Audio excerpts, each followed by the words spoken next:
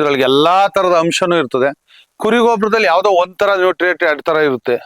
ಇದು ಚಂದ ಒಂದೊಂದ್ ಮಂಕ್ರಿ ಕೊಟ್ಕೊಂಡು ಒಂದೊಂದ್ ಬಾಣ್ಲಿನ ಇದನ್ನ ಯೂಸ್ ಮಾಡಿದ್ದೆ ಆದ್ರೆ ಇನ್ನು ಒಳ್ಳೆ ಇಳುವರಿ ಬರುತ್ತೆ. ಒಳ್ಳೆ ಅದಕ್ಕೆಲ್ಲಾ ನ್ಯೂಟ್ರಿಯನ್ಗಳು ಸಿಗುತ್ತೆ. ಬುಡನ ರೌಂಡ್ ಕೆರೆದು 1 ಅಡಿ ದೂರದಲ್ಲಿ ಅದು ಸುತ್ತಲೂನು 4 ವರ್ಷದ ಮೇಲ್ಪಟ್ಟ ಗಿಡಗಳಿಗೆ 4 kg ಕೊಡ್ತೀವಿ.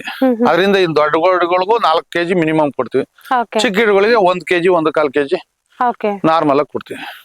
ಇದರಿಂದ ನಿಮ್ಗೆ ಒಳ್ಳೇದಾಗಿದೆ ಅಂತ ಒಳ್ಳೇದಾಗಿದೆ ಆಗಿದೆ. ನಾವು ಆಲೆ ಇದರಲ್ಲಿ ಬೆನಿಫಿಟ್ ಕಂಡಿದೀವಿ.